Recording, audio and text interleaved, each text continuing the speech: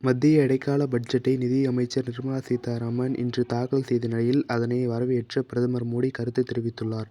Sweet spot என்ற வார்த்தையை பயன்படுத்தி உள்ள பிரதமர் மோடி, இந்தியாவின் அனைத்து தரப்பு மக்களின் மேம்பாட்டுக்கான பட்ஜெட்டாக இது அமைந்துள்ளதாகவும், வளர்ந்த இந்தியாவை எட்டும் பயணத்துக்காக பட்ஜெட் இது என்றும் தெரிவித்துள்ளார். மத்திய இடைக்கால பட்ஜெட்டை நாடாளுமன்றத்தின் லோக்சபாவில் மத்திய நிதி அமைச்சர் நிர்மலா சீதாராமன் இன்று தாக்கல் செய்தார். காலையில் பிரதமர் மோடி தலைமையிலான மத்திய அமைச்சரவை ஒப்புதல் வழங்கியதை தொடர்ந்து நிர்மலா சீதாராமன் காலை 11 மணிக்கு இடைக்கால பட்ஜெட்டை தாக்கல் செய்தார். மொத்தம் 56 நிமிடங்கள் வரை அவர் பட்ஜெட் உரையை வாசித்தார். பட்ஜெட்டில் வருமான வரி உச்சவரம்பு என்பது அதிகரிக்கப்படும் என எதிர்பார்க்கப்பட்டது. விரைவில் தேர்தல் வர உள்ள நிலையில் இந்த அறிவிப்பு என்பது அதிகமாக எதிர்பார்க்கப்பட்டது. ஆனால் வருமான வரி உச்சவரம்பில் மாற்றும் எதையும் அவர் செய்யவில்லை.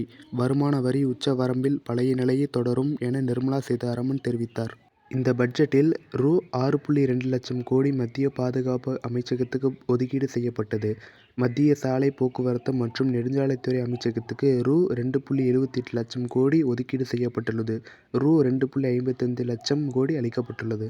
இது தவிர பிற துறைகளுக்கும் நிதி என்பது ஒதுக்கீடு செய்யப்பட்டது. இந்நிலையில்தான் மத்திய இடைக்கால பட்ஜெட் பற்றி பிரதமர் நரேந்திர மோடி கருத்து தெரிவித்துள்ளார். இந்த பட்ஜெட்டில் நிதி பற்றாக்குறையை கட்டுக்குள் வைத்திருக்கும் வகையில் நடவடிக்கை எடுக்கப்பட்டுள்ளது. இந்த பட்ஜெட் மூலம் 21 நூற்றாண்டின் இந்தியாவின் நவீன உள்கட்டமைப்பை கட்டி எழுப்ப முடியும். அதோடு இளைஞர்களுக்கு எண்ணற்ற புதிய வேலைவாய்ப்புகளை ஏற்படுத்தலாம்.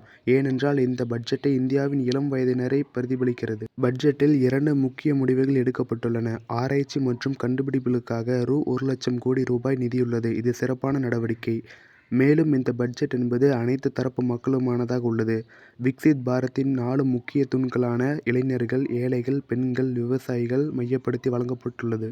இதன் மூலம் 2048ஆம் ஆண்டுக்குள் இந்தியாவின் வளர்ந்த நாடாக மாற்றுவதற்கான உத்தரவாதத்தை அளிக்கும் பட்ஜெட்டாக இது அமைந்துள்ளது என தெரிவித்துள்ளார்.